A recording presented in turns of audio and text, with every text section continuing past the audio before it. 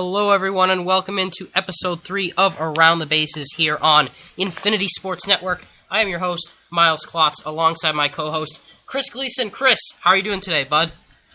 I'm doing great, Miles. I'm excited for the final month of the regular season. It's going to be a fun month. We've already seen a big shift lately in the past week and a half or so in the standings, and I can't wait to see who those final 10 teams are.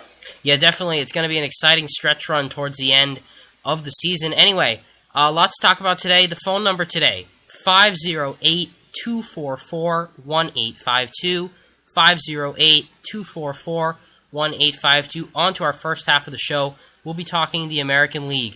First topic, Oakland Athletics, for the stretch run, acquiring Adam Dunn for the White Sox in exchange for minor league starter Nolan Sandberg. However, during the A's recent slide, Dunn has been hot. He homered in his first at-bat. He's 5 for 11 with 2 home runs and 5 RBIs since joining the team. What are your first thoughts on this acquisition?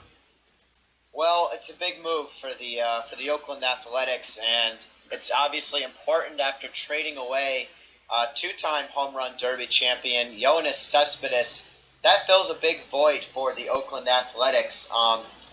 Because they were really missing that power in their lineup, and Adam Dunn, I think, can play in that DH role, and obviously he's off to a really hot start for the A's. I believe, since he joined the A's, he's 5 for 11, a pair of home runs. His first at bat was a home run, and 5 RBIs. So it'll give Adam Dunn a great chance to make his first postseason appearance in his long career. I believe 10 plus years. I'm not exactly sure, but that's a great move for the A's, and I think at this point, I don't think they have a chance personally at the AL West. They've dug themselves in too deep of a hole, especially now that they're only going to play the Angels 3 more times, but I think they can now make a run as a wild card team now that they have a power hitter like Adam Dunn. What do you think?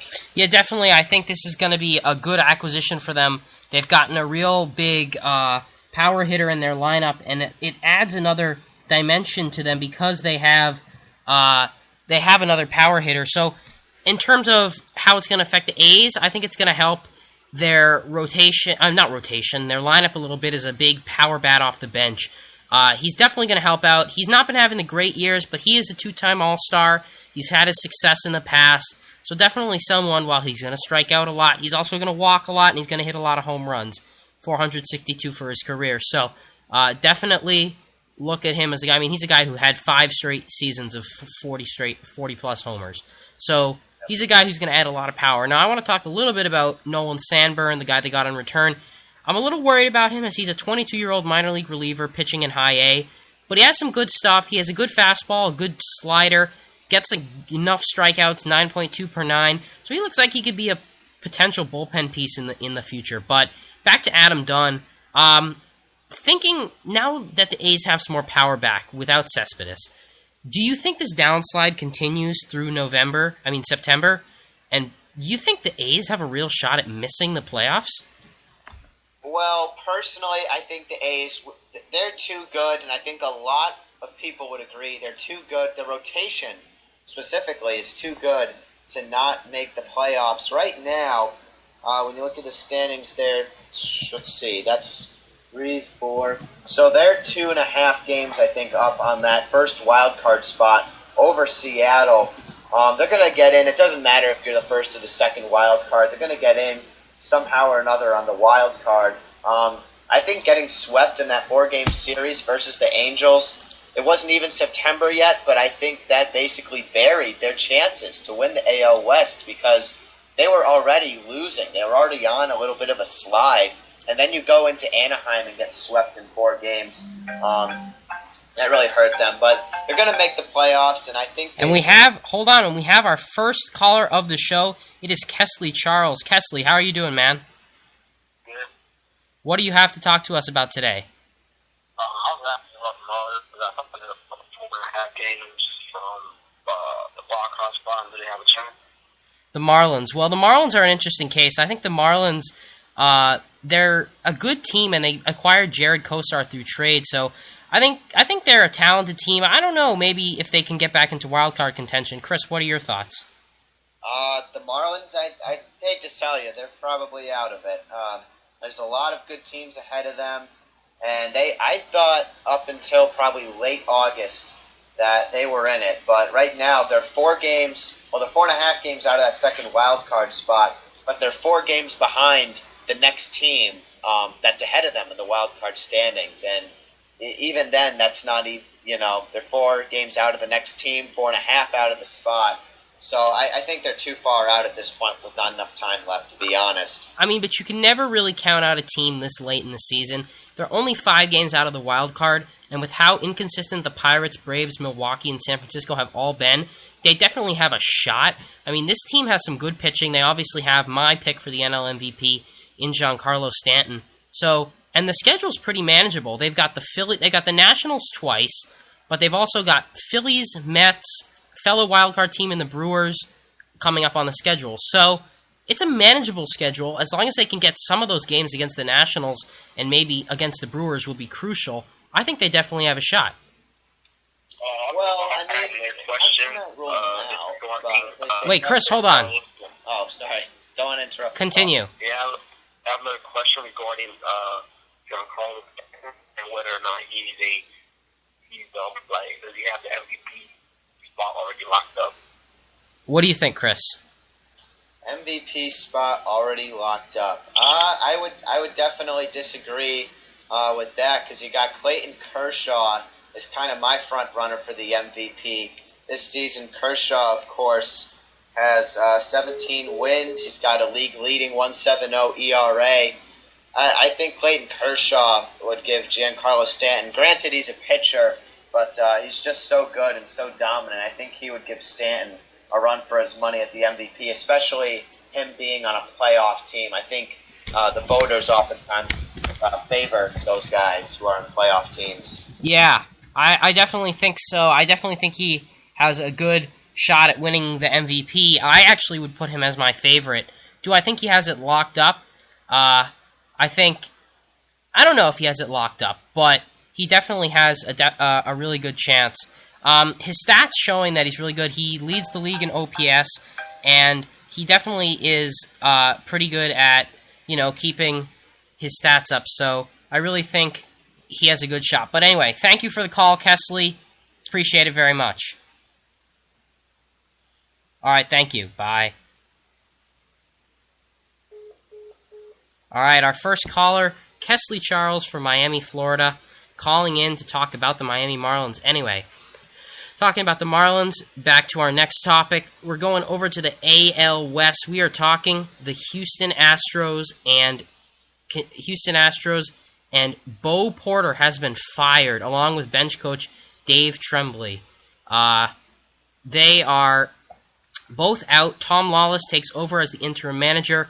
Reports are stating that Porter and GM Jeff Luhnow were at odds and had different views for the organization. He had a 110-190 record with the rebuilding club. Chris, what are your first thoughts on this firing? Well, my first thoughts were a little bit surprising. I remember, I'm forgetting the name. Somebody came out with an article in SI in June about how the Astros are going to win the World Series in 2017 and how they got this whole rebuilding thing under the radar. And I thought GM Jeff Luhnow was kind of bringing Bo Porter as kind of part of this rebuilding project. He wanted a manager to kind of go on this ride with these young players as they, were to move up the ranks. George Springer obviously was probably the front-running candidate at one point for AL Rookie of the Year before he went on the DL. But I started hearing about, and to be honest, Miles, you told me that Bo Porter, was disagreeing. He wanted to go for more right now kind of winning and, acquiring more major league talent. And, when I hear that, it doesn't surprise me that Luhnow fired him because with the Astros getting the last, I think now 3 number 1 overall picks, they're obviously a team that's trying to, save prospects for future success. They're not going for success this year, not even next year. And I think there's an obvious disagreement, and you just can't proceed when things are like that. I would agree. I think I think the team is really talented in terms of their like how they play, but in terms of the coaching, I don't really think Bo Porter was that good of a coach. You know, well, we have another call. Hold on, let's see who this is. Hello, you're on Around the Bases. Hey, what would you say the legitimate odds in Craig Biggio being the manager of the Astros? Well, first of all, what's your name and where you're from? This is Cole, from Houston. Oh, nice. All right, so your question is, what are the thoughts of Craig Biggio becoming the next manager for the Houston Astros? I think that'd be interesting. You know, he's going to be a Hall of Famer, I think. But that'd be interesting. What do you think, Chris? It's definitely not a bad idea. That's actually very interesting because, you know, Kirk Gibson had success as a manager of the Diamondbacks, well, at least for a season.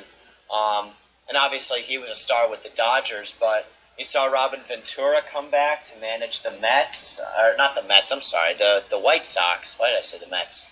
I think a ton of former players can have success. I know John Farrell was a pitcher in the MLB, maybe not for long, but a guy like Craig Biggio, personally, I think he's almost a bit too big of a name. And not that Craig Biggio couldn't be a good manager, and I'm not really familiar with what kind of player he was, but generally speaking, you don't have big names come back as managers. Like, for example, I never heard of like a guy of like Derek Jeter or like a Joe DiMaggio or like a Ted Williams coming back to manage a baseball team. So he might be kind of too far, but for some reason or another, those high status players don't usually come back as managers. So I wouldn't say that's an expected move, but it's definitely not out of the question. Yeah, I would agree. I think Craig Biggio would be a good manager, personally. I think he'd make a good manager because he understands players as a great player himself. But, yeah, I think he'd be a good manager. So, thank you. He won the Roberto Clemente Award in 2007, so that's definitely something good. So, you know, it's not impossible, and I think that might be a first of its kind sort of thing. I've never heard of a member, you know, Craig Biggio obviously is part of the 3,000 hit club, almost made it to the 300 home run club, you know, whole list of accomplishments. I think they should, for now, to be honest, the Astros, it doesn't matter who they have at manager this year or next, because, Miles, let's be honest, they're going to suck. They're not going to be over 500. They're not going to be at 500. They're not going to be near 500. They're stashing away talent. And I think until at least 2016, they're not a contending playoff team. So maybe that's an option later down the road. That's when I would maybe start to reconsider that idea. All right, great. Well, thank you for the call, Cole. Any last thoughts? No, not really. All right, well thank. I would say. All right, thank you very much for calling in. Have a nice rest of the night. All right, so we got our 2 callers for the first time on this show. So yeah, that was pretty so quickly. Yeah, that was pretty good. So, really appreciate that. Once again, you can call in 508-244-1852, 508-244-1852. Do you want to keep talking about the Astros, or do you want to move on to our next topic? Personally, well, when do you think the next time, if you had to make a guess, when do you think the next time the Astros make the playoffs is? Just quickly. 2018. And I know this is 20. I know this is kind of counter.